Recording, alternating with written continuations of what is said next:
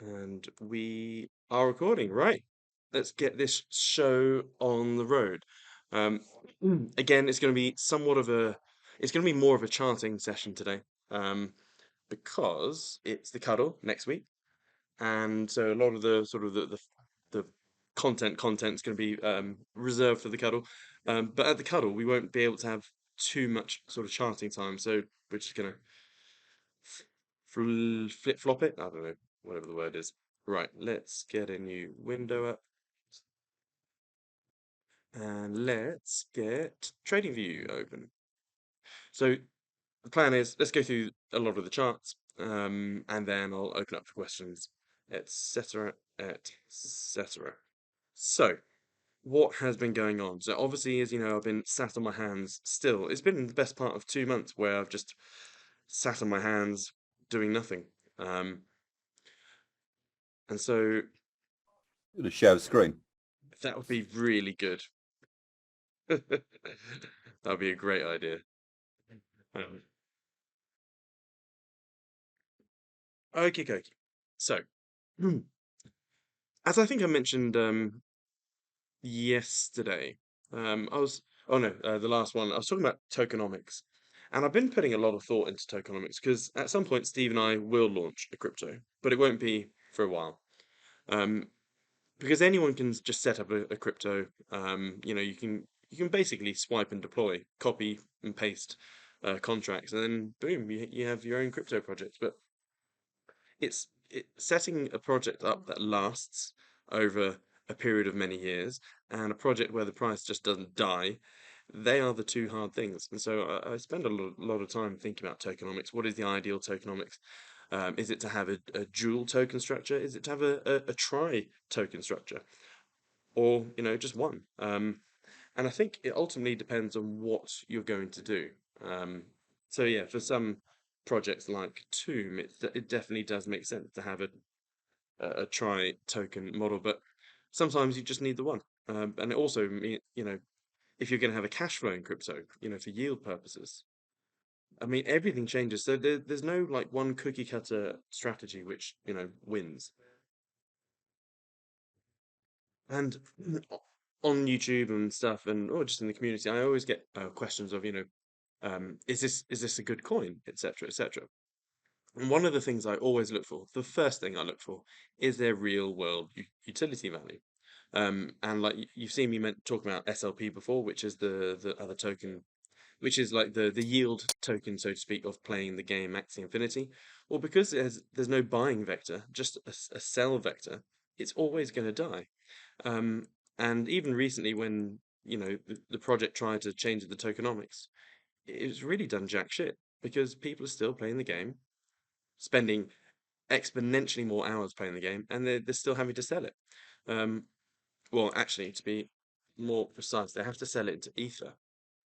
The vast majority of people have to sell it into Ether, and then they sell it into their respective currency. But yeah, and the other one was Cope. Someone said, "What do you think of Cope?"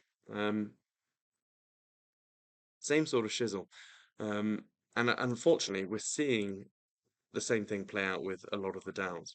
As you can see, Ohm is dying a slow death, even though the fundamentals are actually quite nice. Um, you know, it's got loads of cash. It's making roughly $200 million per year in cash flow. Um, as I said many times, as a pure stock, you would definitely buy this. But looking at the chart, it's a bag of balls, and I don't want to touch a bag of balls.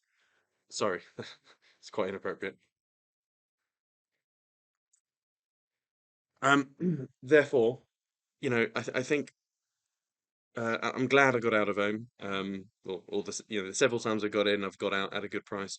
Um, I don't think I'll be touching this until we have a clear, rejection of this fall, as in a clear, break, whether it's here, whether it's down at $1. Um, hell, even at $1, I think really $1 at home is like intrinsically, what it's pegged to. The protocol actually buybacks and burns tokens at $1. Um, so I don't know. We'll just have to wait. But what this does mean is that we are in the transition of the DAOs into the nodes and whatnot, and so yield is quite hard to find at the moment, to be honest. Well, let's rephrase that. Yield is easy to find if you're happy with 20 to 80% APY.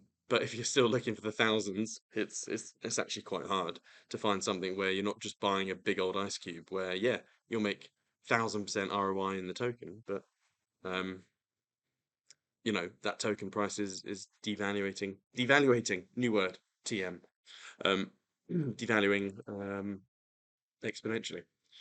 So what the hell is going on? Obviously, at the moment, I'm starting always with the VIX. And the VIX just looks like it's trundling up this little trend line.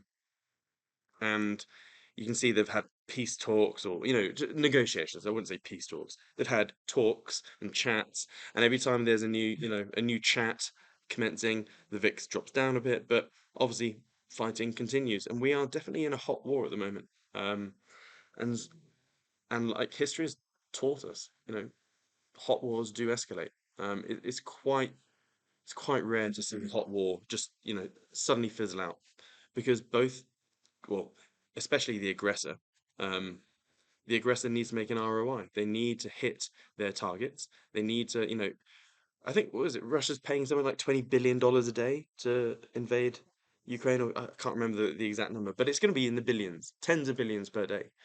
So there will have to be some economic payback. They'll have to annex something, take something, in order just to make this, at least a break-even endeavor, if you can call it an endeavor. So yeah, I see the VIX going up. And historically, you see these lines that I drew a few trading clubs ago. This is the line right now where normally you would sell the VIX and wait for it to get back into the green.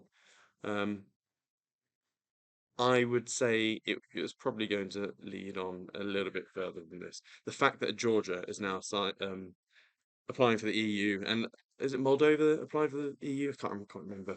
Um, but yeah, there's loads of other countries trying to quickly get into the EU now. And Georgia is a big no-no. That's like off the cards for Russia. So yeah, again, whoopsie. Let's draw some lines. So what is going on with the dollar? So originally, well, the other day, I saw these two high tests and I thought, we could have some sort of movement down here. Um, and at the same time, when we were looking at stocks, they were looking pretty punchy to the upside. You can see that this level here was being breached. Well, it was being smothered. And as you know me, I do love I love a smothering. Um, and if you were to just take this, I'll just open up a different chart without some squiggles on it, and then just invert the scale. I would, I'd be looking at this and going, oh yeah, this is some sort of topping pattern. You got some sort of um, key support here. It's being smothered, like massively smothered. Um, and I think was it on the 12 or the 4 hour? Oh, no, this chart looks a little bit different. But yeah, this just looks like it was going to punch down. Evidently, market's moved on. It's told us that it's doing something else. Um, so what's going to happen now? At the moment, I think it's too early to tell. We now have a lot of noise. We've got a lot of noise around here. So I'm not going to be doing any shorts on anything really until we break clear of this support level here, or break clear of this resistance here. So this, I'm just going to ignore all of this. Like, to the point where you could literally just cover up all the charts. Literally, just do this. And just say to yourself, right, I'm not even looking or touching until something pops its head above something, and then you're going to short or long it. So at the same time, let's just do this. And to be, it's annoying. Oh, yeah. Oh, no. Every time I move around, it sort of covers it up. I used to do this back in the day when I was trying to teach myself some discipline. um, I'm sure I could play around with the settings and make this opaque. Let's back. No, no, I'm not going to waste your time in trying to find an opaque setting. And here we go. Whee! Right. So back in the day when I was a noob, God damn it, it's still showing the bloody bars. I would literally just cover up the bars. I would literally create a big black box like that, and that would force myself not to get lured in. Because when you're in a bunch of noise, you can get lured in. So for me, I want to see something break clear, and if it does, we could see something. If it does start doing this, I'll be looking for a pullback, and then looking to sort of exit around here, and vice versa, something around here. But until then, not interested. And I think, yeah, we're still in the limbo phase where you know no one's certain. Is war properly kicking off? I know, like when you're looking at the Telegram inactive, um, it looks like there's bombing going on. There's gunfire, all that sort of stuff happening. Um, but I don't know whether the media is hiding stuff or whatnot. It doesn't seem as aggressive at the moment. It seems quite tactical. Um, as in, they're doing sort of long range missiles and whatnot. But we haven't seen that 40-kilometer convoy of Russian convoy like plowing into Kiev yet. I mean, when that happens, it's going to be quite interesting in a horrible way, by the way. And by the way, like I've been accused of being some sort of Russian sympathizer. Sympathizer, is that a word? Sympathizer, yeah. I'm not. I just look at everything from both topics. I see and I understand both sides, not all three sides. This is a triangle. This is not evil, good versus evil. This is a triangle. Ukraine is literally an unfortunate and a horrific battleground and collateral damage. Um, and and obviously, and I understand why Russia's doing what it's doing, and I understand why NATO is trying to do what it's doing. But as Shakespeare once said, nothing is good nor bad, but thinking makes it so. Perspective is everything. Um, but yeah, I'm not a sympathizer. I just try and look at everything objectively. Um, right. So where does that leave us? So VIX is what's going on? Ah, yeah, I'm inverting. So I've inverted it. That's why it looks a bit weird. Um, so the black box should look like that. There we go. Yeah, I'm waiting for a nice. I need to see movement basically. Now, the fact that the dollar seems to be rising, it could imply that we could see further falling. But the thing is, even when looking at the US dollar index, we're still sat on some sort of. Is it? Yeah, there's a big round number here. Was it? Yeah, the 2,300. So it's still this level. Or I guess someone could draw that, something like that. Either way, it's a big green candle which needs a pullback. So just seeing this going, oh yeah, it's going to carry on going. Always wait for the pullback. Always, no matter like every bar has some sort of pullback. Um, so again, So, for those that have joined RT over the last 2 months, this is probably the most boring time you've ever joined the realistic trader. Where I haven't been in cryptos for 2 months. I haven't really done any FX trading. I've literally just been observing, just watching stuff. But this is a trading strategy in itself. I only like taking low risk, high probability outcome moves, and then I go in with high conviction. Or I look for high conviction moves, and then I allocate capital accordingly. And this is why, when I win big, and when I lose, um, I pivot very quickly. Sorry, there was someone that chimed in there. What was the question? if you look at the dollar 4 hour, it Dollar four. seems to have been in a compression, and that bar that you can see as the one big bar on the end there is actually one bar on more or less on the 4 hour. Hmm. Oh, Do you oh, think Jesus. One second. Before we go any further, any pattern? What was the pattern I've just looked at? I've just spotted. inverted head and shoulders, perhaps? Bingo, bingo. Obviously, It's this is not financial advice. This is a regulated asset. I'm not telling you to buy or sell it. But Chris has said that there's inverted head and shoulders here. I'm gonna, just pass the buck to you, Chris. Uh, no one's. neatly passed. You don't see anything of a compression there either. Mm, what, as in that? Yeah, Oopsie. yeah, more or less, yeah.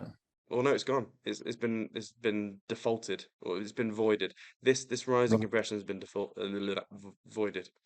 Um, right. so what the textbooks would say with a move like this is that, then that. So that's what the textbook would say. It's not what the Realistic Trader Limited is saying. um, yeah, but you'll know what a Head and Shoulders does. So So at the if you were moment, looking at a textbook on this and it was commenting on, stock, for example, a significant stock, would that stock likely to be doing the opposite? quite possibly. Yeah, it's US 30 is looking quite interesting at the moment. on the 4 hour. I can't really see it. In fact, I don't want to see it. I'm not going to get lulled in by this potential head and double top here. I'm not going to get lulled in. I'm just going to sit and wait until it exits the black void. Um, yeah, I either want to see singing and dancing in the markets or bloodshed, metaphorically. And at the moment, everyone's sort of like, it's like that being back at school and you have that, the year-end school dance in the village hall, and all the kids are so shy that you're all like huddled around the edges of the dance floor or around the hall or whatever, and you're just waiting for, one group of people to go in and dance.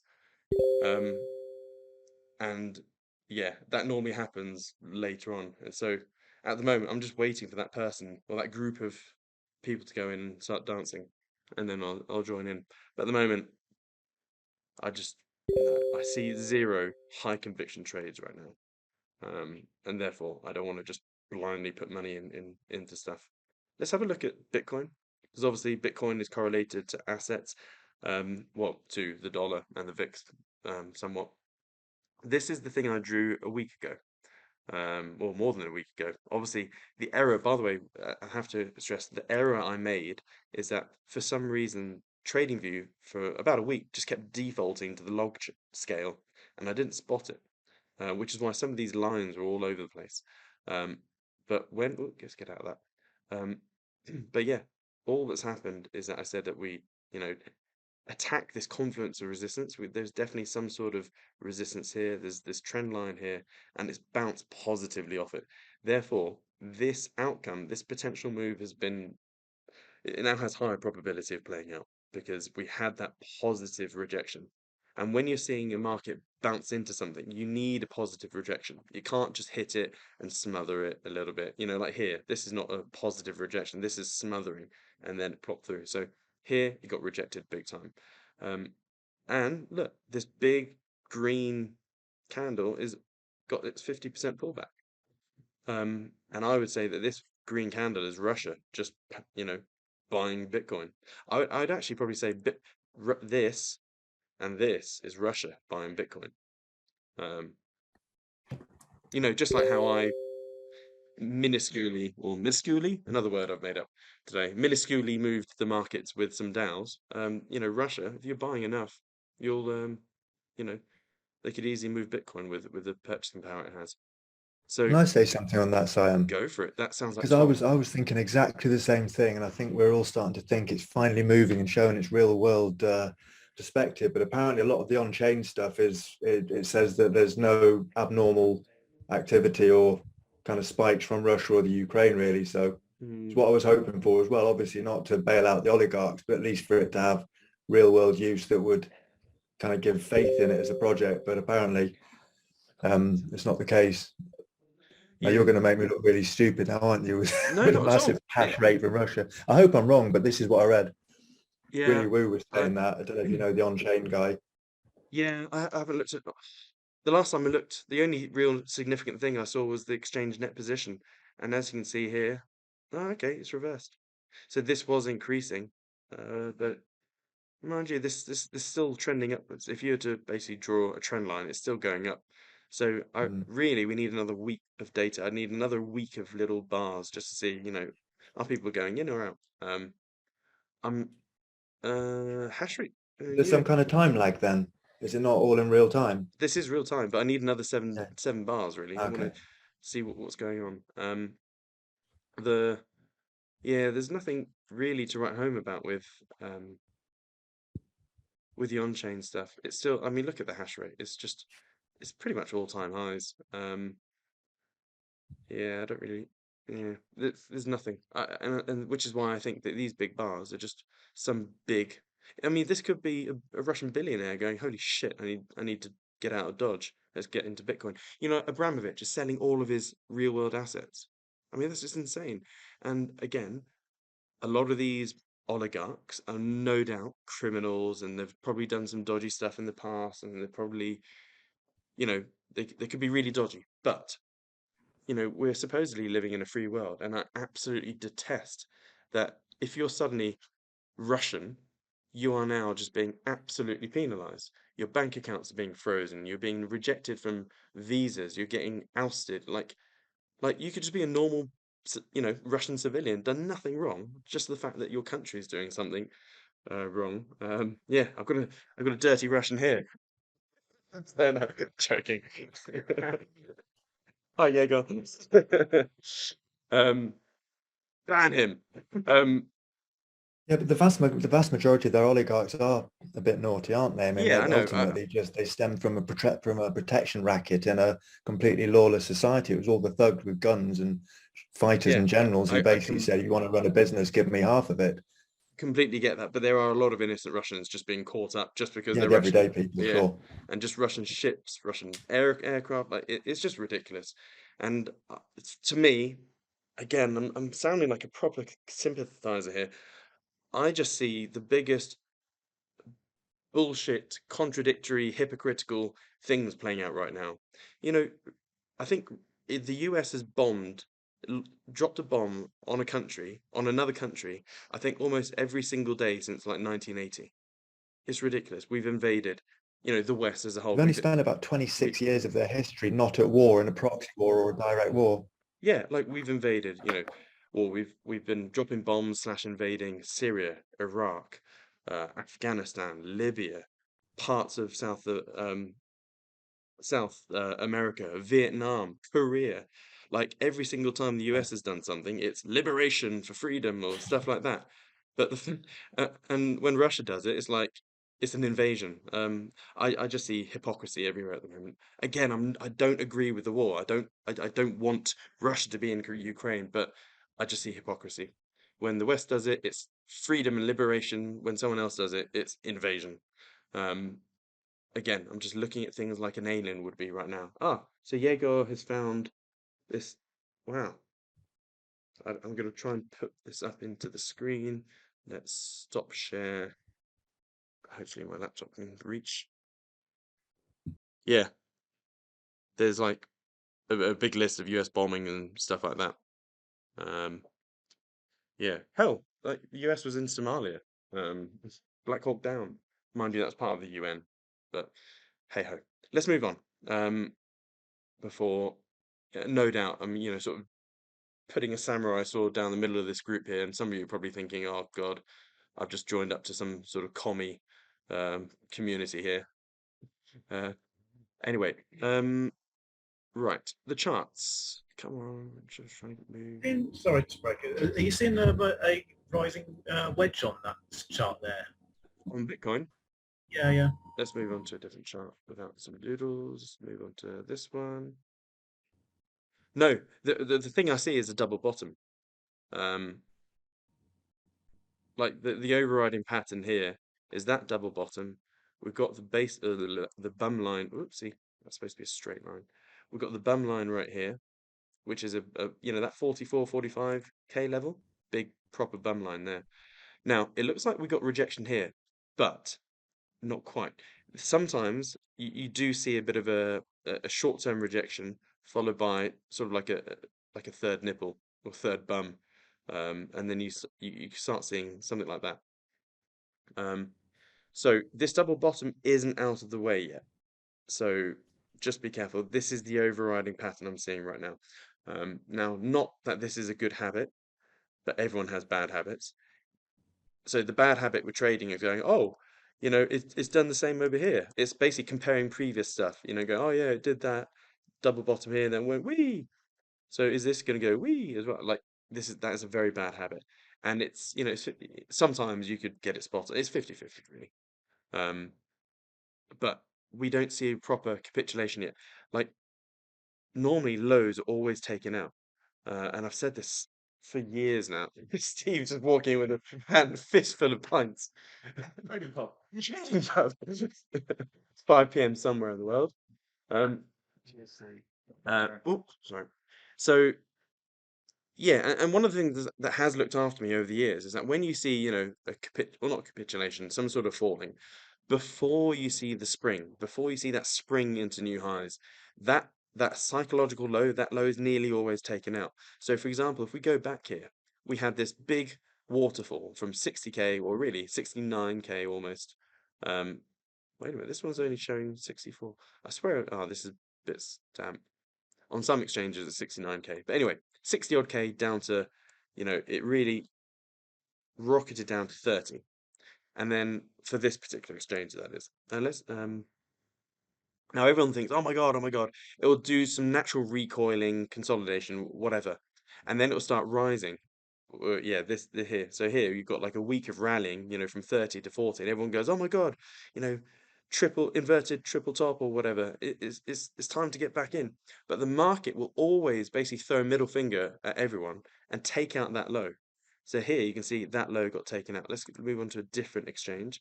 Here on this exchange, the low is 30,000. Then you had some crazy rallying, in a very short period of time to 40. And then guess what? It takes out that low just to screw everyone over, and also to take out all the people using leverage. Because, Can I interrupt? yeah, hey, Hanlo, yeah, man, go for it. You know how the Bitcoin always follows the NAS? If you go to the NAS and then have a look, the NAS took out the previous low. Let's find the NAS. On the daily. The NAS. Yeah. So where are we looking at? Go onto the daily. Yes. Can you see? So that actually took out the previous low. Yeah. Yeah, true. But don't forget, if stocks are in the beginning of a secular bear market, it will always take out the lows. So this is where, again, it's always maintaining two opposing beliefs in your head. So I strongly believe that cryptos will only go up from here over the next 20 odd years, and they'll have little wobbles. Stocks will probably most likely also do the same, simply due to the currency inflation, as in the currency expansion. So personally, I think this is, the the bubble popping, and this is the first topping sign, just like we saw, like any sort. So like any sort of crash, you'll always see that low being taken out, low being taken out, low being taken out, low. So at some point, you will lose out. You'll be waiting for that low to be taken out, and it doesn't. Which is another reason why I say in a falling market, you always get, the nice low hanging fruit, the nice meaty chunky stuff, and you'll miss out on the first 20% move, miss out on the last 20% of the move, and you've got to make all your big bucks in the chunky middle. So me personally, and I think I'm okay to say this, I think, medium term, this is the start of, what I've been expecting for a while now. The base support level on pretty much every stock has been breached. The FTSE is absolutely shitting itself right now. Dow Jones, the S&P, I think, to me, this just looks like dead cat bounces. Yeah. Another question, Siam. One sec, Tom. Sorry, go on. So I think what obviously trading isn't about predicting the future. It's just coming up with possible outcome. But the possible outcome which I'm leaning most into at the moment is that war will escalate a little bit further. It's going to scare everyone. Stocks are going to drop a little bit more. We're then going to finally see, or something bad will happen. I don't know. Someone gets hacked. Someone really gets bombed. I don't know. Then stocks will capitulate. Bitcoin will have its last little surge down here, and I would personally like to accumulate down here and around the 30k again. And when we're looking at coin market cap,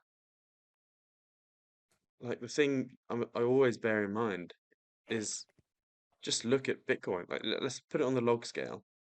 Obviously, it's a very squeezed up chart here, but look at January 2017, $20 billion. Or January $20 billion almost. January 2020, $200 billion. January 2022, $2 trillion. This sucker is 10xing every couple of years. It's just ridiculous. And we're still in the early stages where the internet was, like in the 2000s. We still don't have a DNS for crypto, as in a domain name service. So back in the early 2000s with the internet, we had to type in freaking IP addresses. I remember that. You go to a website, you have to type in 192.168. Whatever, just to find, and you couldn't remember that shit. And then DNS came along and went, oh, you can actually put words for a website instead of a string of numbers. Oh, sweet. And that helped internet adoption, really kick off. You had your email addresses, websites. We don't have that yet for crypto. Yes, I know you have unstoppable domains. That's, for ERC20 type stuff, unstoppable domains. I think it's, no, where is it? So it's slowly coming there. Yeah, it's unstoppabledomains.com where you can do stuff. It's slowly getting there, but it's still 99% of all crypto stuff is done with massively long public addresses, private keys, stuff like that. I mean, at some point, we're all going to have some sort of global vaccine pass, which has all your NHS records, your bank account stuff, your crypto wallets, social credit scoring, all that sort of stuff. And unfortunately, as much as I hate to admit it, I don't think we can escape it, which is where I think the black market for these global passes will start to take off. My Not that I'll be doing it. So moving on. I always Another funny thing is I'm getting loads of people buying up Siam Kid or Realistic Trader type unstoppable domains and then trying to blackmail me. Or what I think someone took siamkid.crypto and then tried to say, hey, and then it was .x or one of the things, and went, "Hey, can I have free membership if I just give you your own website?" And I was like, "Fuck off, no." So I do not succumb to blackmail. But it's yeah. But I think there is a little sort of trend of people, buying, famous people's, addresses. No doubt Elon Musk stuff has already been taken. I'll be surprised if there are any. Yeah, here we go. So these will just be all people trying to probably scammers. Most of the 9 times out of 10, everyone that owns these will be scammers or Elon. But yeah, hoping that there'll be a scammer going, hey, send some Bitcoin to Elon Musk.coin .wallet, whatever. But I think it is important to try and have your own name .wallet. Mother. Have it for free membership. Free membership. Yeah, have it for free membership. Take in info. Ah, bastards. I'm gonna have to change my name. I'm gonna be one of those scammers who call me SimKids.wallet. Hey, it's open. Anyway, so yes, Tom, you had a thing which I paused you on. What was your question, mate? Oh God, what was my question? Oh yeah, okay. So you were saying, so you think this is potentially the everything crash for now, Yeah. but didn't it look like that was going to happen in March 2020? There's one policy for everything, and that's the money printer. Mm-hmm. So do you not think they're just going to keep doing that until we get a melt up, until we've got so much liquidity? Yeah, but at some point it Because stops. it's either that or nuke. I mean Yeah. metaphorically speaking again. So the answer is yes. I mean, what we're having is a melt up. I mean, it's not a coincidence that on average the global currency supply expands by 15% per year over the last 30 odd years, and Yeah. it's just a coincidence that all the stock markets also grow 15% per year on average over the last 30 years. If you look at house prices, obviously there are pockets out there, but house prices in general have increased by roughly 15% per year over the last 30 years. So real inflation is actually, that's why I look at global currency expansion. That is inflation, really. I'll be talking more about inflation at the cuddle, a bit more in depth. Not the boring stuff, don't worry, it's fun stuff. But there will be a melt up, but at some point there will be a trigger. I think oil is actually going to be the little pin that pops the bubble. So I don't have oil on this list. Let's add oil to this. I have it in FXM, US oil. Here we go. Let's get the FX. Are you really going to make oil predictions again? I thought you've been stung one too many No, times no, on no, that no. one. It's not an oil prediction. It's more of an indicator. So Okay. one thing you need to understand about oil is that the world is utterly crippled with high oil prices. So you have to imagine that all of us are in the middle of the Sahara Desert. We are freaking roasting and we're dehydrated. We all need water. Okay? So if water is cheap, we can then use more of our money to buy other stuff like shade, tents, stuff to, live. But when water prices get so high and we then start spending a huge chunk of our monthly income on water, it leaves other stuff that we can't spend on, whether it be healthcare, other stuff like that. And historically, rising oil prices is nearly always the trigger of a global meltdown. Because when every country in the world drinks oil like it's the blood, it is the energy, it's the life force of the world, oil. That happened in 2008. So watch this. So indicators. No, where's it gone? Where can I superimpose, compare? Let's just put the SPX in. Oh, 1 second. Here we go. So it's not the best overlap, but can you see? It's done it in percentages. Let's get rid of the percentage. No.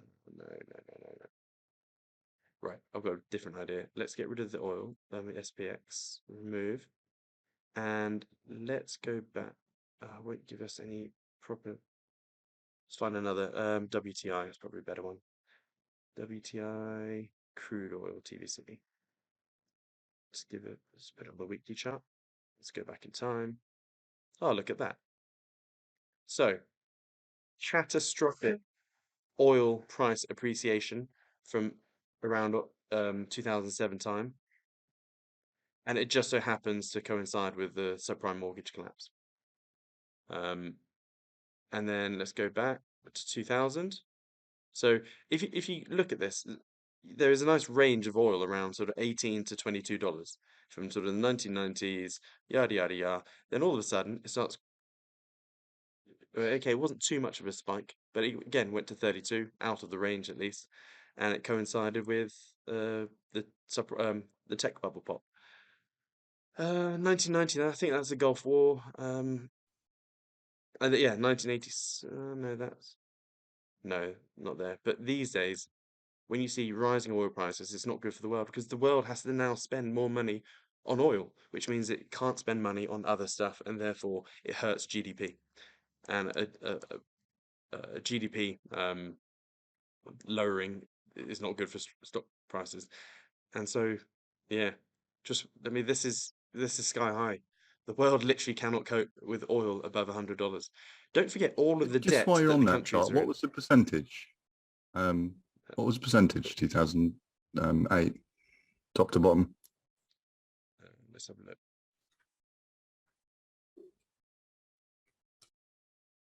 %77 drop. That's with oil though. Yeah. Yeah.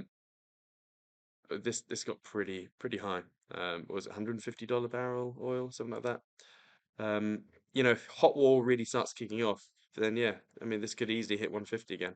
But yeah, for me, the thing that makes this slightly different than other catastrophes is that we now have oil rocketing up, and don't forget, every country on the planet, even the US, even the UK, is like a homeless person on the street with maxed out credit cards, and they're struggling already to pay the minimum interest only repayments on that.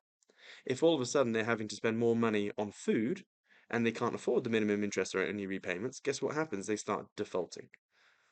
Civil war. Yeah, civil war, just you name it. And I think this oil rising is going to be the pin that pops some sort of bubble, whether it's the auto loan bubble, the student debt bubble, the pension bubble. Everything's a bubble at the moment. So in a very horrible way, I'm getting ready to short the shit out of everything. But I'm not going to try and top pick it. Like trying to short oil right now, I could easily be rolled over. And I mean, all it takes is a tactical nuke to be dropped, and then what do you think is going to happen? And by the way, there is a lot of talks of nukes being dropped, but 9 times out of 10, if a nuke is dropped, it won't be like a big, end of country type thing. It'll be a small tactical nuke. So, for example, if you wanted to take out that 40-kilometer Russian convoy, yeah, you could just use a small tactical nuke and you could do an airburst. So there's three main destinations of ordnance. You have ground burst, air burst, and delayed burst, or penetration slash delayed. So if you have a ground burst where the nuke literally explodes on the ground, that's when you have the maximum fallout because it irradiates everything, and then all of a sudden you can't use that area for 1,000 years or something stupid like that. Um, Whereas if you do a delayed penetration burst, so it detonates underground, the fallout is minimum. But then air burst, again, you don't have much of a fallout. So if you look at Hiroshima and Nagasaki, they were air burst. So it's there to take out buildings and people, maximum damage, but little fallout. So if a nuke is dropped, I don't think Russia's not going to be launching nukes at London or Washington or stuff like that. They'll be launching tactical nukes at you know military installations, big area military installations, and there'll be minimal fallout. But just I don't think it will happen.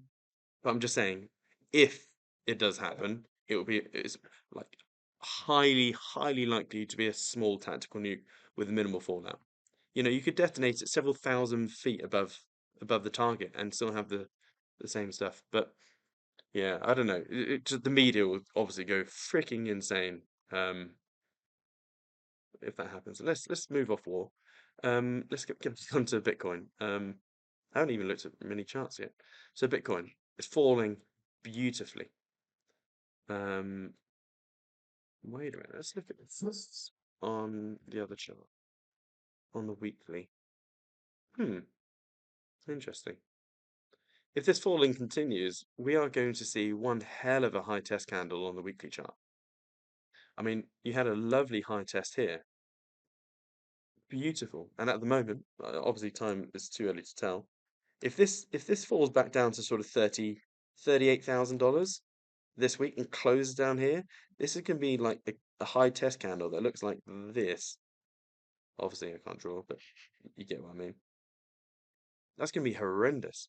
This is why I don't think we've got the lows out of the way yet. And like the other thing I need you to start mentally preparing yourself is that when you have a beloved asset like Bitcoin, people become overly emotionally attached to it. And then they also think it will never crash. It will never get back down to 20K. It will never get back down to 10K. Well, shit happens. It does. And so right now, the real shit hit the fan level is 20K, which is previous high. That's the next proper big level of support. Then the next one is 10. Could it hit 10? Yeah, it could. It could spike down and hit 10. If you go back to 2017 and ask the average punter on the street when, Bitcoin is rallying hard through $15,000, if, we'll ever see $3,000 Bitcoin again, you'd be laughed at, wouldn't you? But what actually happened? We had it. We basically 19.6 all the way down to 3. We had a 70% drop. What's a 70% drop from 69K? Let's just draw that. 79K. 70% takes us down to 20K. So I really wouldn't. So even me personally, I find $10,000 Bitcoin a bit hard to believe, but I think it's more likely to see 20K if worst case scenario happens. And by the way, if we see one mammoth high test candle on the weekly chart here, I would say that's pretty much on the money. That will be enough to punch this through this support level here.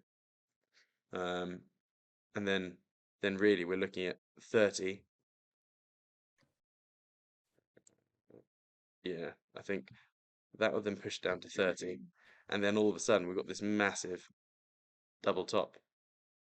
Like it's almost like watching the film Don't Look Up, with Leo DiCaprio, etc., where, I mean, that film is great because it just shows you the bullshit of media and how people can be conned into thinking anything.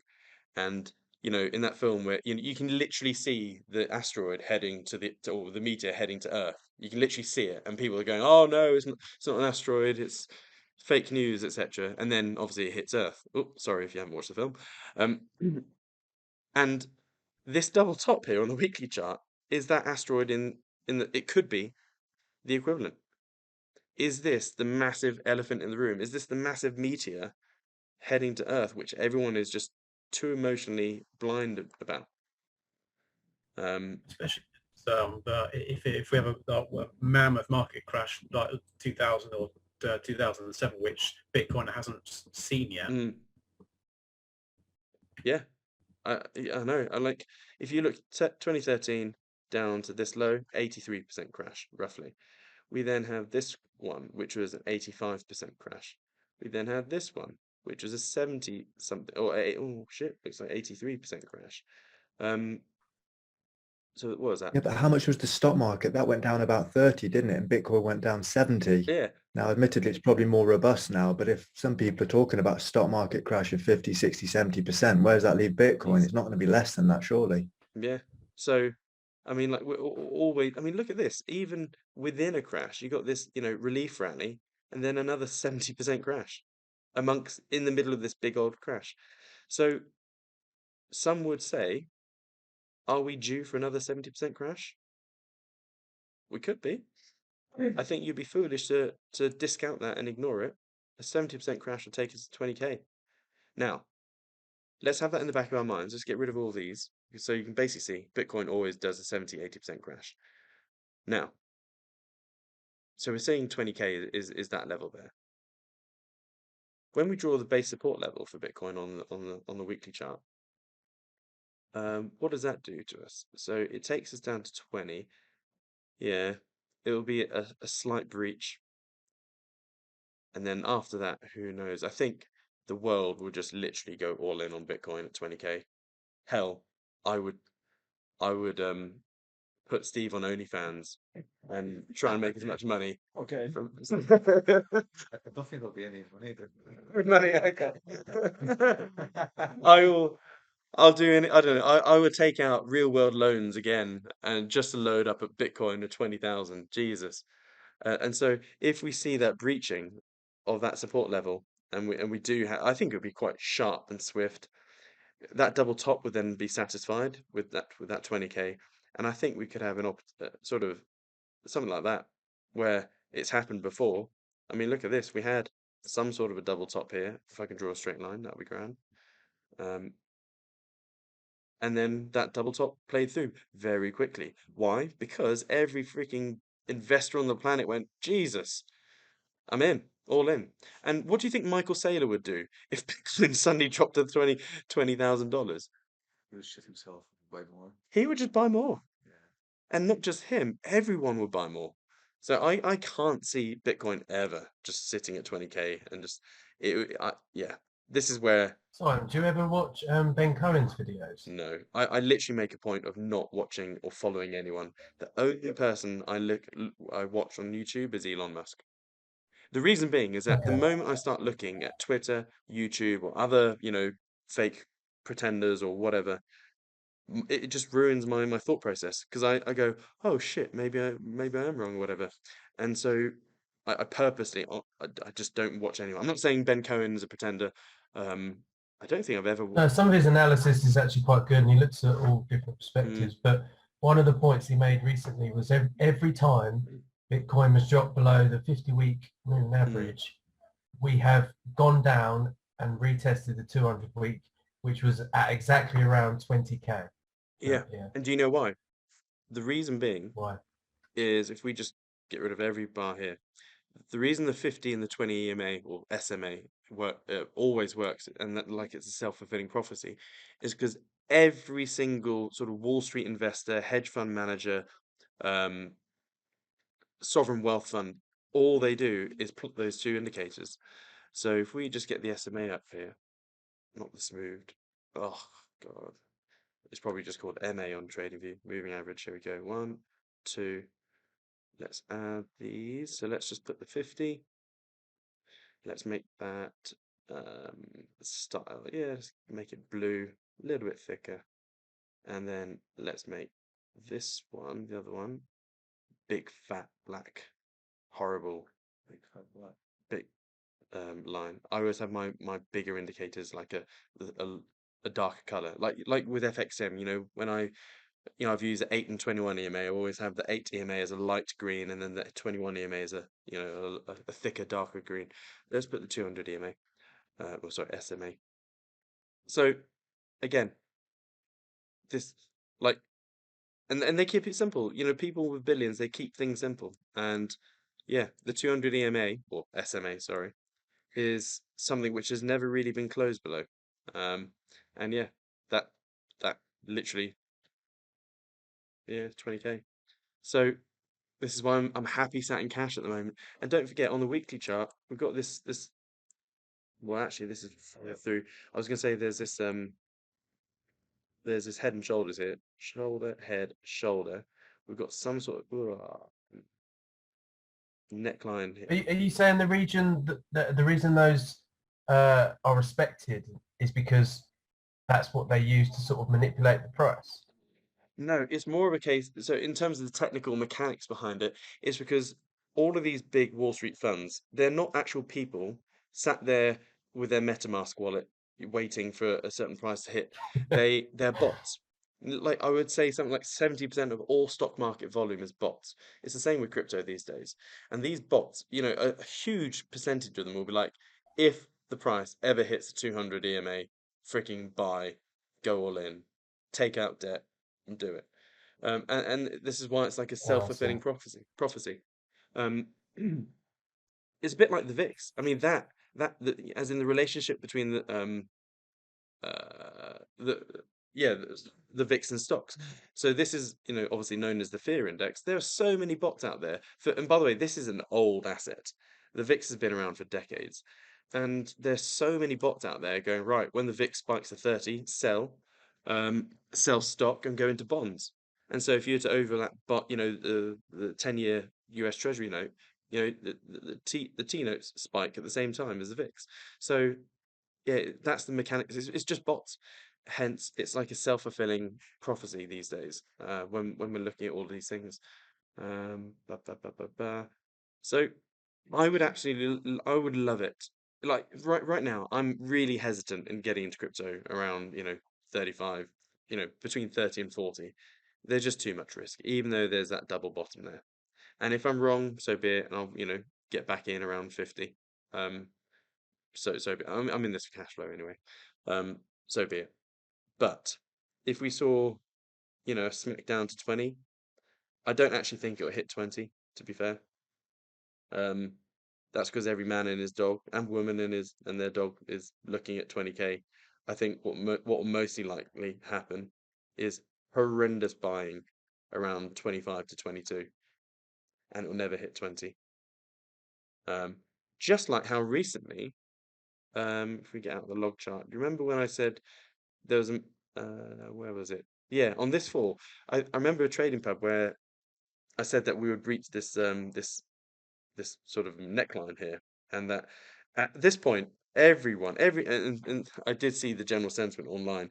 Every man and his dog was saying, "Oh, 30k Bitcoin, definitely going to hit," and I was like, "Nah, it's not going to happen," because everyone is looking at that level, and I think if you look at previous drawings, I drew a little sort of hole around 36 to 34, and guess what happened? It got filled beautifully, and so everyone's trying to front run everyone else these days. So big fat round numbers are most likely not going to be hit. So 20k, I can't see being hit. No way. Fine. Is it also true for the blue chip alts? Should we also buy them, or is it BTC safe at 20k? Sorry, could you 22? repeat that, Vinny, please? So I just want to ask, like, is it the analysis that it's a very good buy at around 22 to 25k for BTC? Is it true for the blue chip alts as well, or should we ignore at this point The of time? beauty calls. No, Oh, blue blue chip chip. Oh alt. yeah, yes, I 100% agree. Yeah. So if Bitcoin gets around sort of 20 to 25k, then all the blue chip crypto, you know, I would never actually buy Bitcoin. You know me, I've never bought Bitcoin and held it. You know, the play there is just go all in on, you know, blue chips. Yeah, like Ether. You know, I mean, just look at, like, I'm still maintaining my Ether Bitcoin play, or as in I don't own any Ether properly. But when you look at Ether Bitcoin, I've been calling. Oh shit, we got pretty close. Oh no, this is the log chart on the weekly. That's why it looks close. But for a long time, for probably 4 or 5 years now, I've drawn this line at 0.1, and I've said at some point in the future, Ether will be 1/10 of the price of Bitcoin. And we've done, this is when we saw the squeeze down here in 2020, and it shot up like big time. So yeah, it's just having a little pause at the moment, but don't worry. I would put big money that we'll see 0.1 with Ether. Obviously not in that. Wait, let's just draw some sort of hole. I love my holes. So that's going to happen at some point. So yeah, on the whole, it seems pretty bearish, doesn't it? I just think I'm prepared to be wrong, obviously, always be prepared to be wrong, and I'll eat humble pie if we start seeing lovely, like for example, it's getting close. This double bottom is almost being negated during this trading pub, folks. Okay, so we've now officially got the 50% pullback on this sort of move up here. If we don't see a strong reversal to the upside in the next day, maybe 2 days, then this whole double bottom is invalidated. So here's what I'm saying. And when I say that, if we don't see let's write this down. We don't breach and sit above 45k by what date is it? By the 6th March, then this dub bottom is invalidated. And hello 30k Bitcoin. Now, you're probably thinking, wait a minute, you've just said big round numbers won't be hit.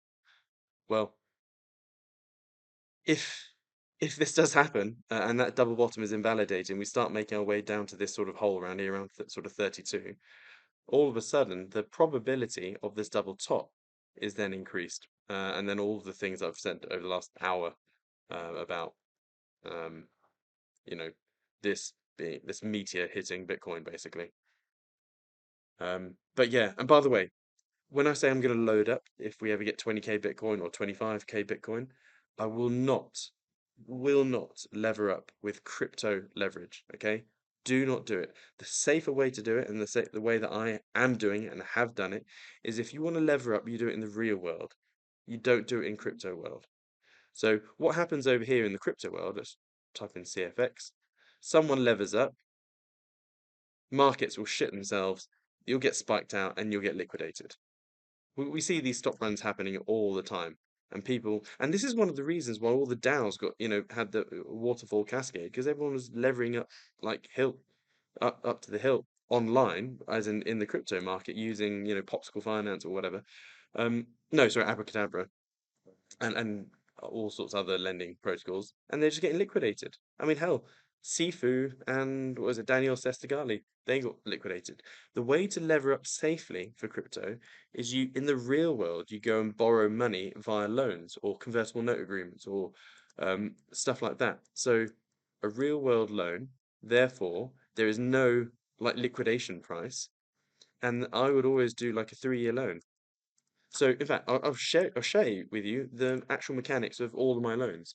So what I do is I always go for a 3-year loan at 10% APR. It's pretty expensive. Sorry? It's very expensive. It's cheap as shit. I'm going to put all this in crypto. Do you think crypto is going to make more than 10%? Still So 30% over 3 years? I normally go for like 3% APR. Sorry, I was just chatting with Diego. Sorry, I'll come back to that. So yeah, all my loans are 3-year loans, 10% APR, with an option to roll over for another 3 years, but with a 5% kicker. So I don't budge from these terms, by the way. I have done in the past, but now. So I will accept any amount of money under these terms.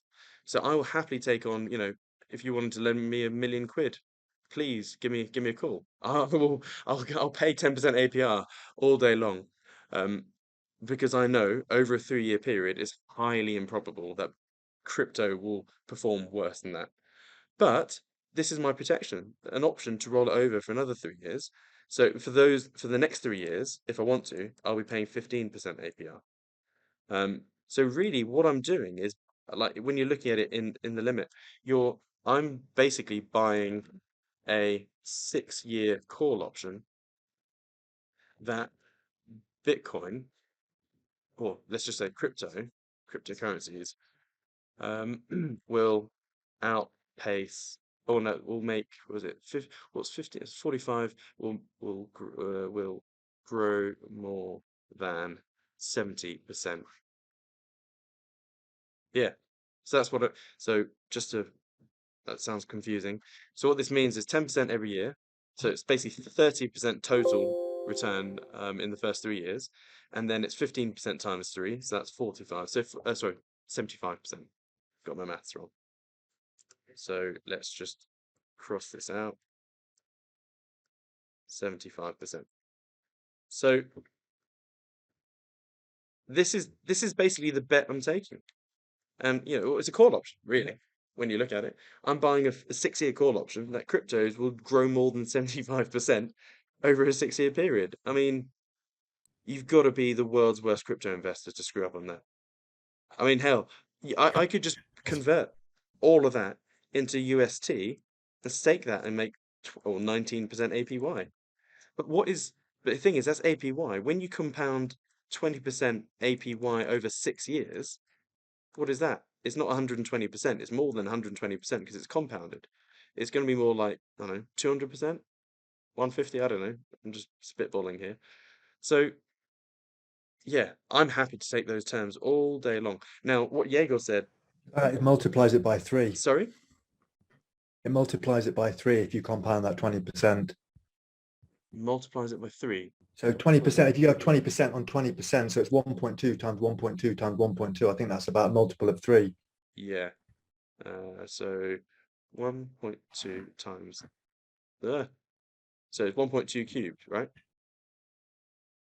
No, 1.0. How many years 6 did years. you say? 6 years. So it's 1.2 times 1.2 times 1.0 to the power of 6. Yeah. Okay, I can't work that out. But yeah, like, you could literally just stake a stable coin and make a nice arbitrage there. So what Diego said is, that's an expensive loan. And conventionally speaking, paying 10 to 15% on a loan, is super expensive. There are bonds out there where you're getting 3% or 5%. But obviously there's a higher risk, and so people, if anyone's going to loan me £1 million, they will want to have a nice return for the risk that they're taking.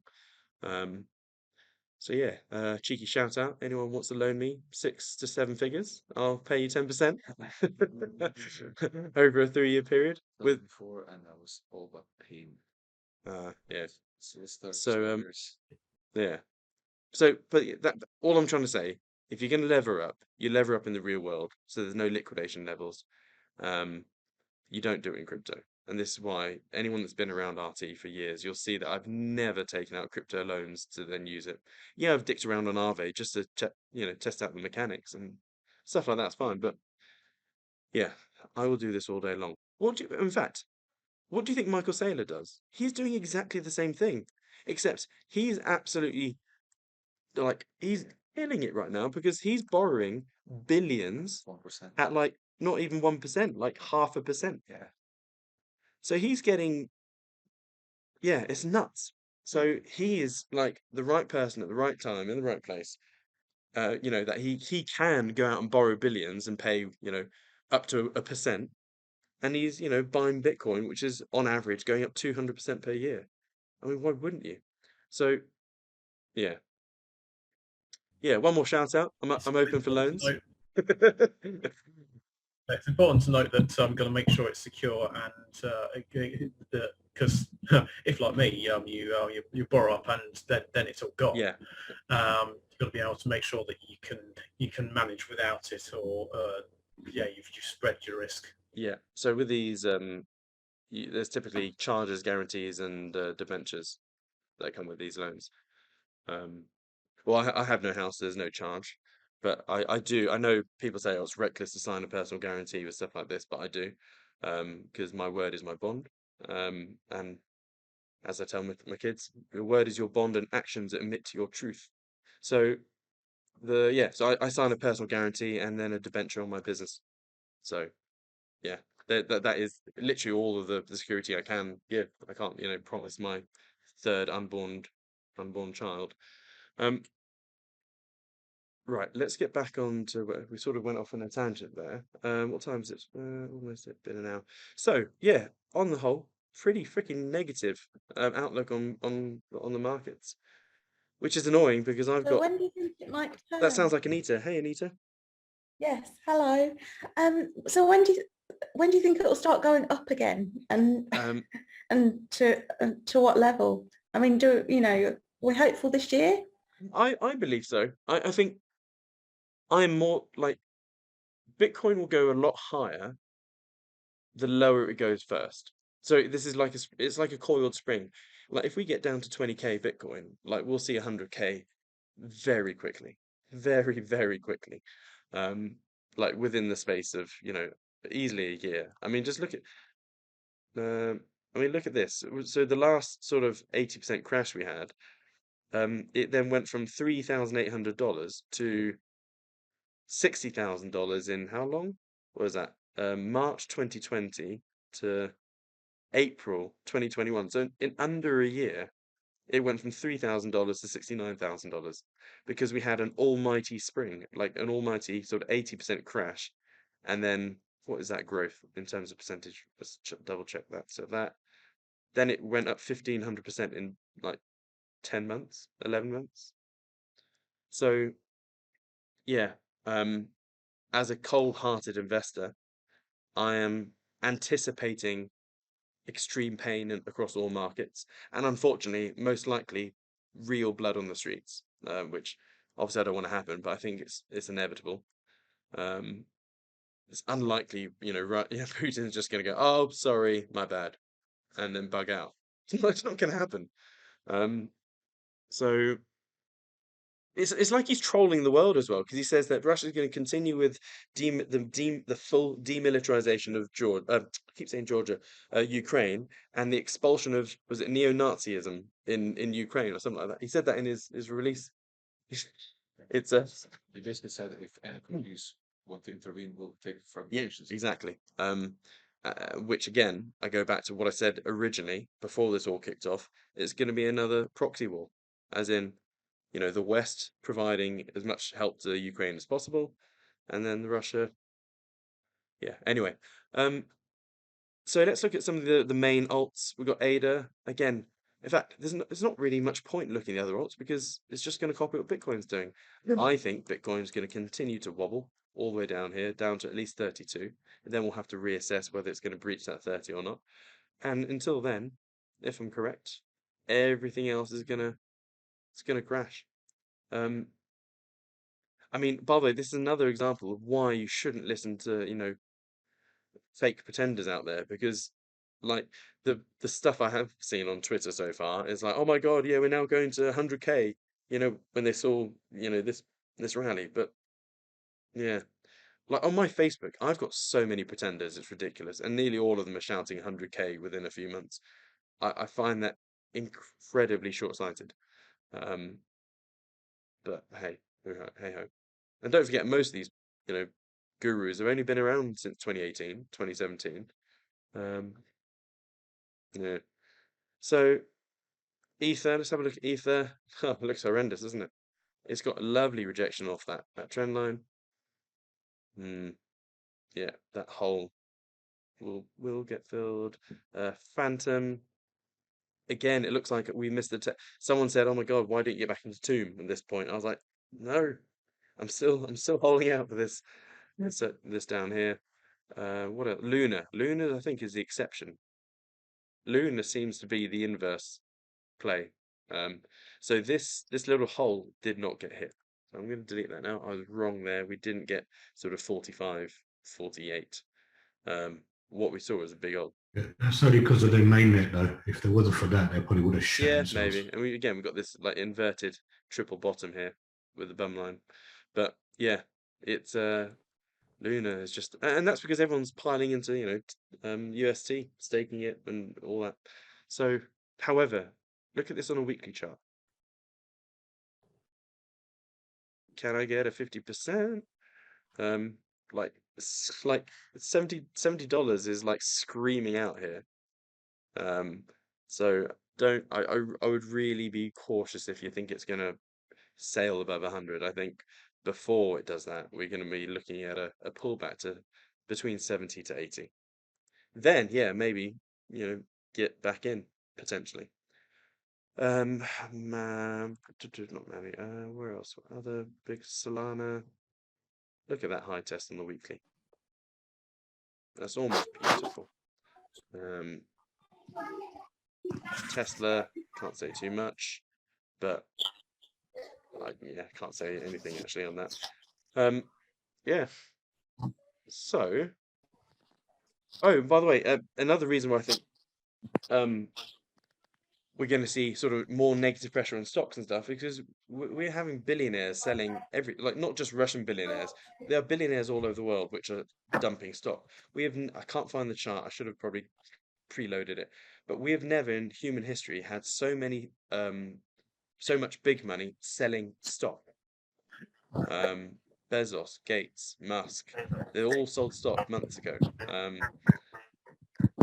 Like the best side stuff ever is like, the Fed, what was it? The Fed, it wasn't the Fed chairman. It was, there's two executives in the Fed going, oh, we are now selling all of our stock because It's conflict of interest. yeah, conflict of interest, and they happen to sell it at all-time highs, just before the S&P really really crashed. So, it's such a message. Yeah. Oh, hello, darling. You're right. Yeah. With us playing that game that we Can we, played Dad? last night. Can we play it? Okay. Hold on. Yeah, I don't mind as long as it's not making big marks. Don't All make right. big marks. Yeah, it did it last. Okay. I'm gonna have to mute you, Kev. Sorry. Right. Yeah, that's all I have to say on the charts. I'm just pretty bearish. Let's look at the chat box.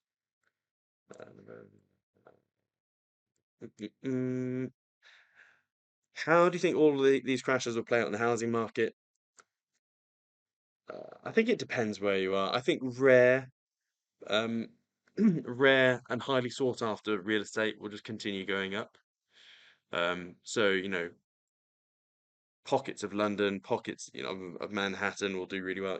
Like for example, like if you're a billionaire, you need yield, right? No, not just yield. Actually, you're more worried about capital preservation. So where are you going to put it? There's not much at the moment. You don't want to put it in stocks. Government bonds are not really that safe.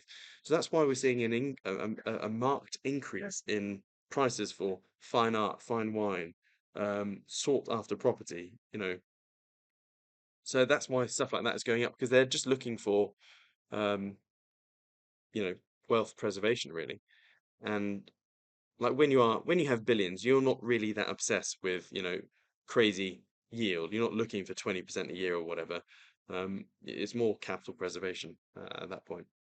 But I think ultimately, I don't think we'll get the big house price crash that I've been expecting yet. That's not going to happen until 3D construction printing really starts getting going. So I think the big house price crash will happen in like 5 to 10 years time, as in the real big one. Because hell, I'm planning to do this myself.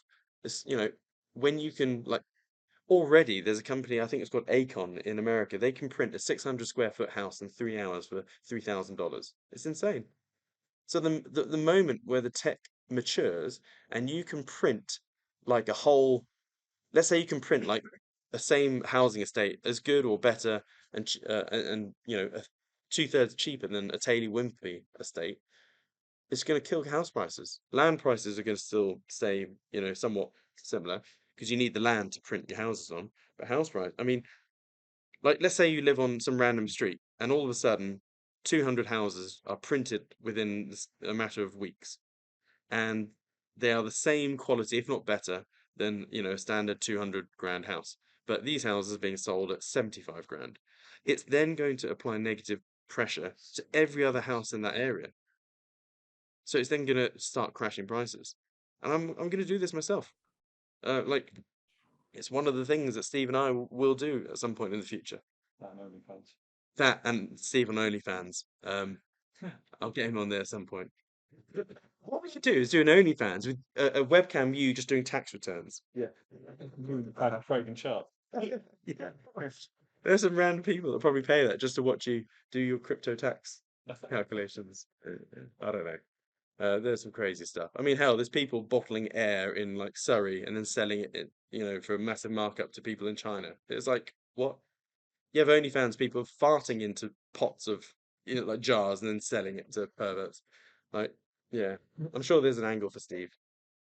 There's this actress, Gwyneth Paltrow's. Gwyneth Paltrow, yeah. With her candles. Yes, with her, was it vagina candles, something like that. Yeah. Yeah. Right. So Johnny said, "Can Steve do his tax return in his pants?" The only way to do them. It's the only way to do them. John says, "Will land not just absolutely boom and prices remain broadly stable?" Who knows? I think it's too early to tell. So I've got a counter argument for land. If you can 3D print plastic houses effectively that are, say, a quarter or a tenth of the mass on land that would normally consolidate under the mass of a brick house, or stuff on floodplains that will be water resistant. If anything, you can actually use more land, so perhaps land prices might even go down. yeah, maybe. I think it's just going to be pockets. Every country will be different. Whether, you know. So, oh, thank you. But yeah, again, it's just too early to tell. I mean, like, the internet was born in what, the 1960s, and it took really 30 years before that took off. Obviously, things are, you know, taking off a lot quicker these days, but I reckon another 5 to 10 years, 3D construction printing will be, you know, game time. Like, the main application, what I want to do is not actually to take out Taylor Wimpey or whatever. It's for refugee stuff, so temporary shelter. At the moment, you know, you have what, hundreds, if not millions, of refugees across the world, and they go to these refugee camps, and they're stuck in little tents, which most of the time don't bear the elements, withstand the elements. So this either freezing or sweating.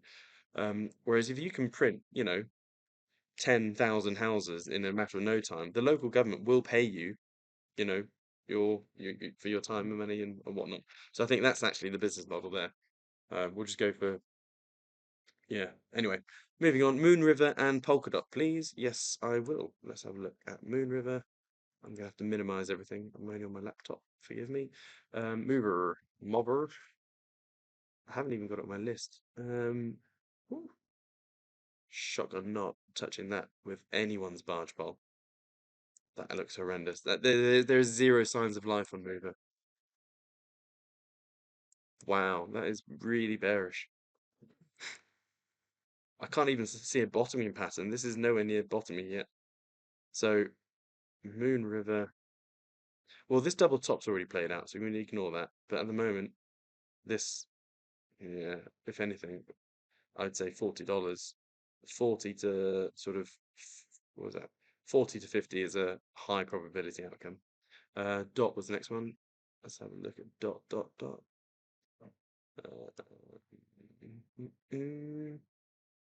Same sort of picture, really. However, I'm going to get rid of these moving averages. I personally don't look at them, not that often. The thing with dot is that we've got the parachain auctions. Everyone's like got dot locked up. We've got this massive support level here. So let's just just clear this chart up a bit. So, unfortunately, this level's being smothered. As much as I would love to see dot, you know, rally, this is getting smothered. And then we've got this resistance level sort of doing this. We are in the apex of a breakout. This is definitely some sort of compression here. Yeah, if anything, if I was a betting man, which some would say I am, this is Not very good. yeah, I'd say a breakout to the downside, if anything. Let's extend that a bit. Yeah, so what could happen if we do see a breakout, we will then see potentially a Kobo. Now, that Kobo will be one hell of a place to short it because you then have a confluence of resistance. Therefore, that should happen. So I wouldn't short anything yet, but if it punches through and then tries to pull back to this confluence of resistance, that is when, you need to get going with a FTX account or a Bybit account and then maybe short that shit. And by the way, I will be doing a tutorial on one of them. I still haven't made my mind up whether to sort of navigate RT towards Bybit or FTX. I like both of them, to be honest. Yeah, we'll get there. So I see giggling. I don't know. Oh no, we're talking about FTX today. Oh, So cool. Nah, fair enough. Oh. Right, there's chat box. Miguel, do you think Rome, Ohm, and Heck will recover? If any DAO's going to recover, it's going to be Ohm. I can't see anything else recovering. No one else has. Oh, I don't know. Wonderland. I'm completely out of touch with Wonderland. I have no idea what's going on with them, apart from there is a rage quit thing that's just been passed, but I haven't actually read it, so I've just tuned out. Yeah. So, Stuart, can you explain the advantage of using a log chart? Yeah, so anything of an exponential growth, you have to use a log chart. And so when you're looking at Bitcoin, that is 100% an exponential growth, and we haven't plateaued yet. So exponential growth, let's open up Paint, look at the chart. Exponential growth is a diagonal line from bottom left to top right. So, hell, if you look at a human fetus in the womb, that will be exponential growth, and then it'll plateau.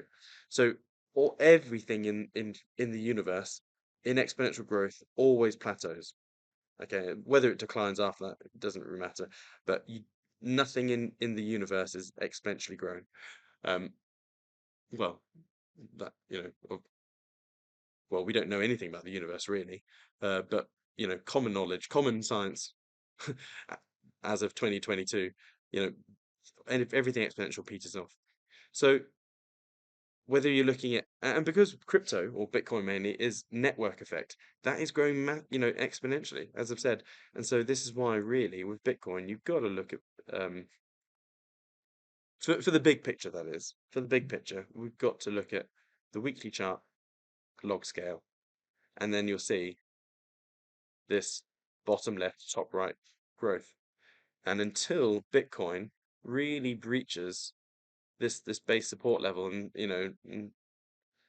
because what could happen is that it could easily breach this base support level, and then and look like it's going sideways or somewhat sideways on the log chart, but it'll still go up in price.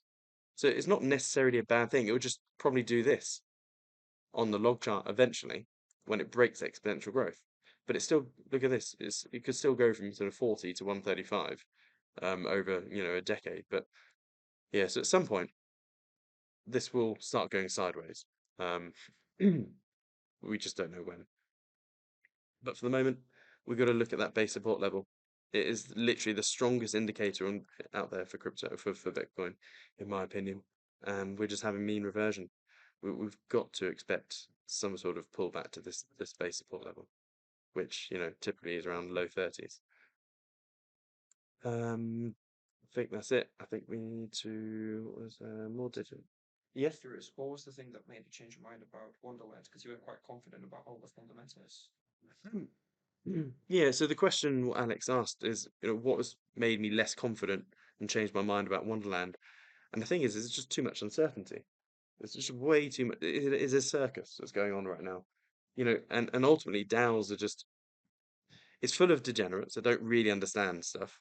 So it's like getting a whole bunch of it's okay. So this sort of comes back to a very controversial issue or belief, and I don't think we should allow stupid people to vote. I know it sounds harsh, but like if your IQ is below a certain point, I don't think you should be allowed to vote. Like for example, I remember That's pretty much American election. American, oh, yeah. Now I'm going to probably cause a lot of hatred here. Oh yeah, maybe a weighted vote with your IQ. I remember that the thing that sparked this is I remember a few years ago, probably it was when David Cameron was in the elections against someone else. I can't remember. Anyway, I was on the train and I overheard two girls chatting, and they were of a particular demographic, and they were chatting.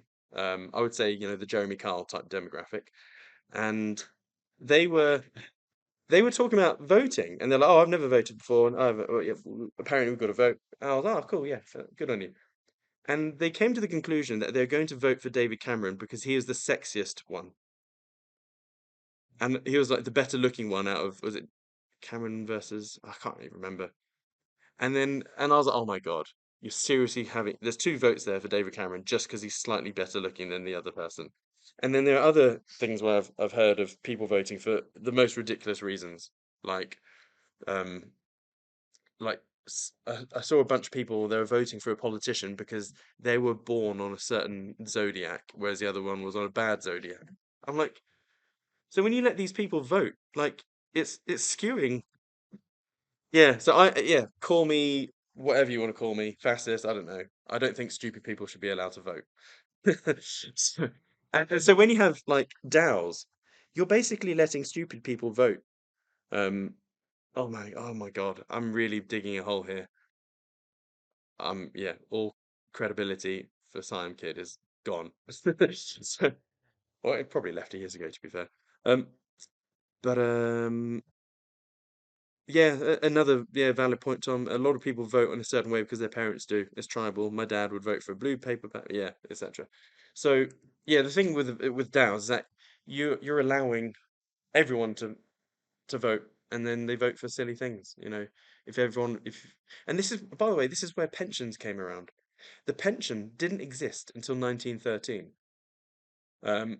So we first had sort of the sprouting of the term pension in 1909, and it was the Liberal Party. I think it was the Liberal People's Party or something like that.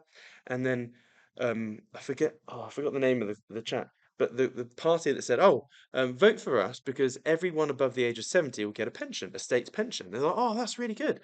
Everyone voted for them. But little did they know that, or most people didn't realize that mortality rates were so low back then. It was like barely anyone lived above 70. So it didn't really hurt the purse strings of the government. But from 1913, every freaking election from there on has used the pension as a major voting sort of tool. Vote for us because we're going to give a bigger pension, a bigger pension. But what's happened is, we're living a lot older. So now that bloody pension is hurting the government. It's one massive liability on the UK PLC balance sheet, or any government balance sheet. That makes you wonder why the government wants older people to vaccinate first. Maybe. Again, I'm not even going to broach that topic on the trading hub right now. So yeah, I'm just, as I said, I'm not a fan of DAOs at the moment because people haven't learned their lesson. Everyone is like addicted to the juicy gains of 100,000% APY, gains that they'll never actually realize. Now they're all dead. They're going to flow into nodes, and nodes then, and you'll see a lot of nodes. Yeah, they're investing into base one validators, which are paying 10 to 15% per year, but they're paying out 100% per year for the node. It's going to end in tears again. So I guess like with any hype thing, you gotta play the game. And like with the nodes, let's say the chart looks like this, of they're gonna go do wee and then wee. So try and get in on during the hype somewhere around here if you can. And then when base support is breached, you get out of the hype and then leave it. And then next year there's gonna be something else. I don't know, yield bearing NFTs. Then after that it'll be yield bearing, I don't know, yield bearing whatever.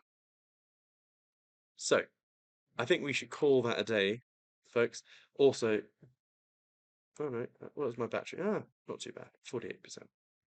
Tomb, please. Tim, Tomb will look exactly like Phantom. So whenever I look at Tomb, I always look at Phantom first. So I look at, let's get out of the log chart and get back on the daily. So I look at this and go, yeah, little hole should be attacked. So by the way, that hole I drew ages ago, and it did actually hit that hole. That little wick there entered that hole. And I think I'm leaving it there because it's still valid. this sort of level around 120, 130, I think is still valid. So when we look at Tomb, I still see further falling, but because this is pegged or emulating Phantom, I don't really care too much about Tomb, because when you're staking Tomb, what are you getting paid out? You're not getting paid out in Tomb. So the price of Tomb is somewhat largely irrelevant. You're getting paid out in TSHARE. So in fact, let's look at this. Yeah, so this will do exactly what Phantom's doing. So if we're paid out in T-shares, and what is T-shares doing? That must be the wrong thing. T-share. Sorry, T-share, not T-shares. What an idiot. Let's look at the daily chart. Now, because there's somewhat, I wouldn't say zero buying vector for T-share, but there's more selling vector, or more selling pressure than buy pressure for T-share. So as you can see, it's dropped big time from sort of 20,000 down to 6,000. And that's because people are, staking Phantom or having a liquidity pool token, and they're getting their T-share and they want yield. So what do? They sell their shares, their T-share. So there's more selling pressure than anything. So when we're looking at this, we've definitely got some sort of support level there, which is there's really nothing here. We've got like obviously you can look at a mini one like this, and some mind you, confluence of support maybe, but overall, if Phantom's going to fall, T-share is going to fall, most likely. So again, this unfortunately was one of the things I was going to put a lot of my money in, but again, there's something else I can't put my money in now because it doesn't look good anytime soon. Yeah, that's a shame.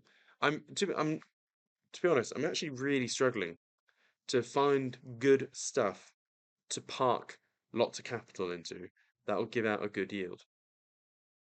Like I don't like I want to find something that has PAG, so potential appreciation gain, that also is yielding.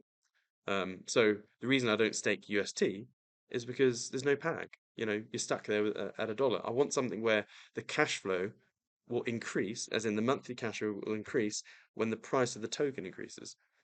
Like when I look across the market, DOT is, I still come to DOT. DOT is like one which I think I could buy bags of. I know it only chucks out 13% or 13% yield, but I think it is likely to go higher in the future, and therefore, yeah. But it's still not the sexy.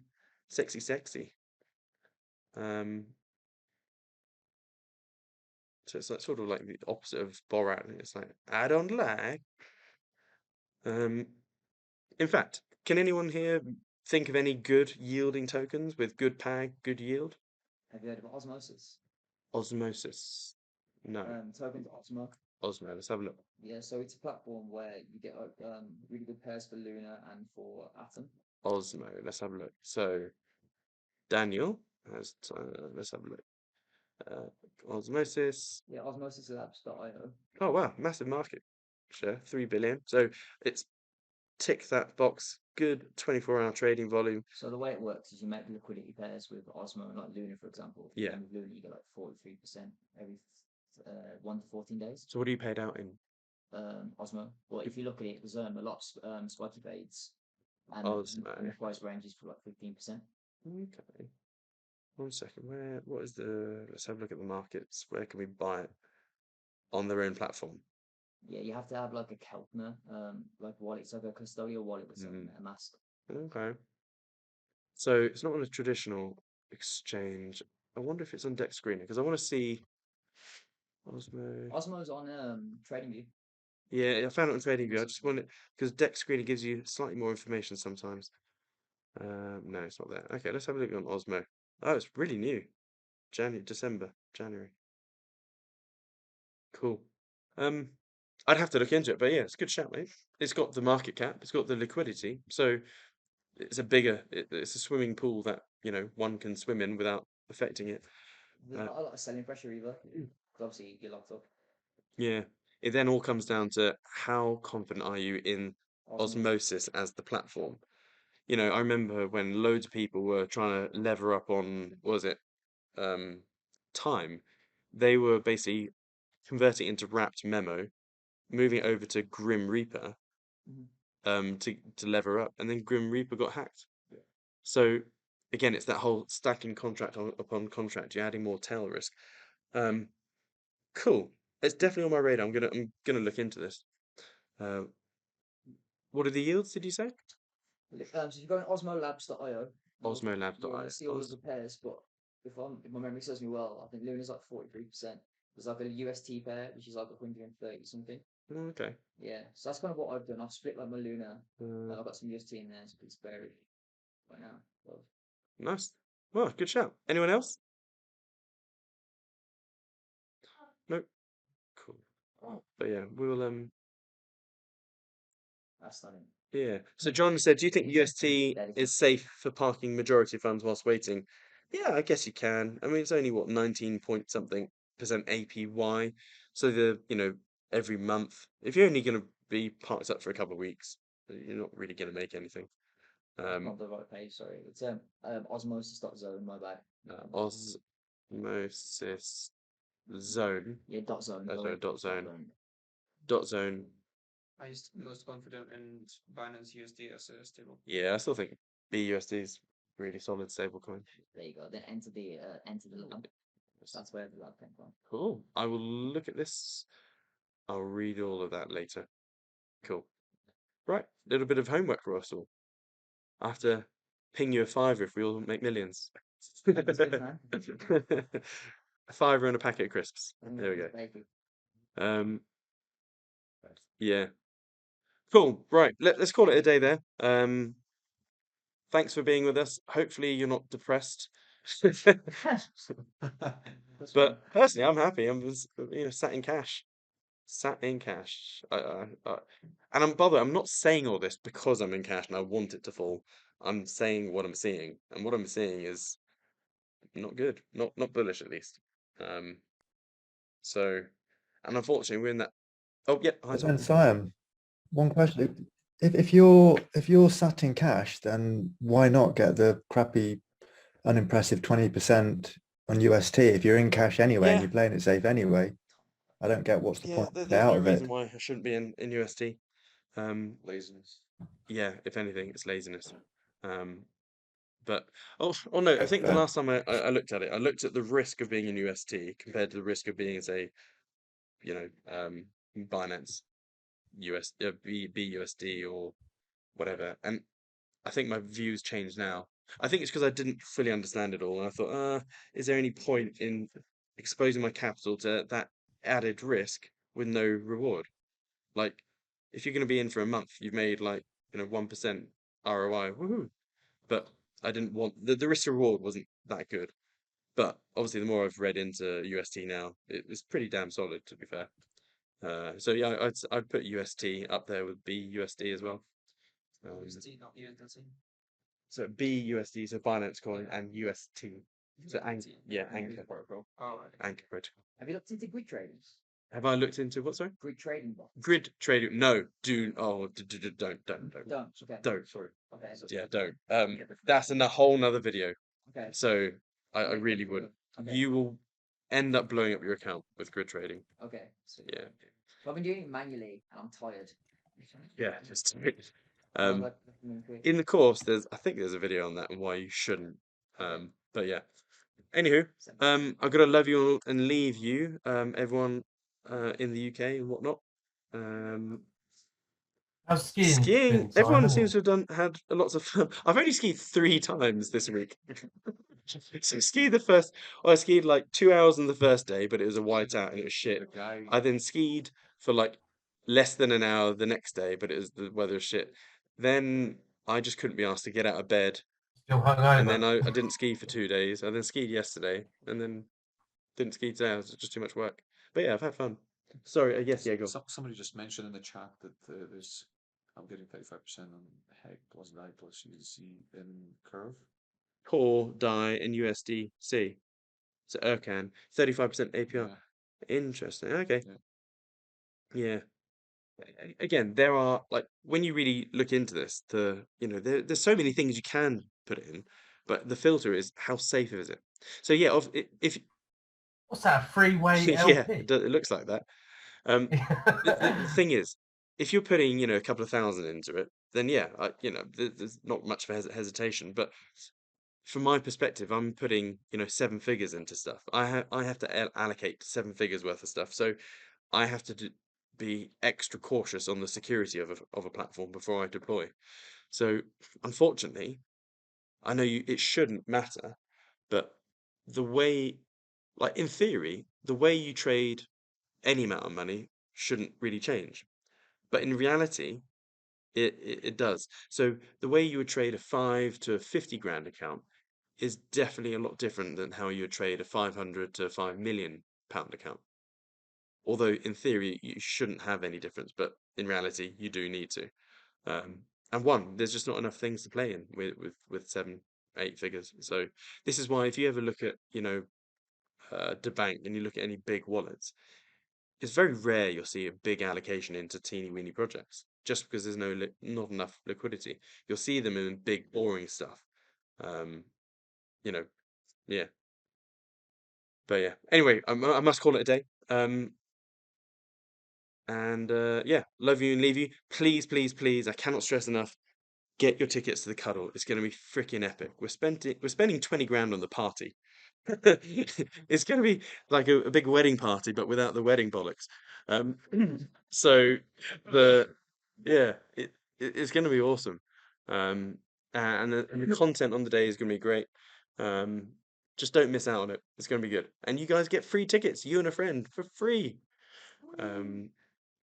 So I'll see you all on Saturday. It's going to be epic. Right. Good love you and leave you. Have a good one. Bye. Bye, folks. Bye-bye. Bye. End thingy.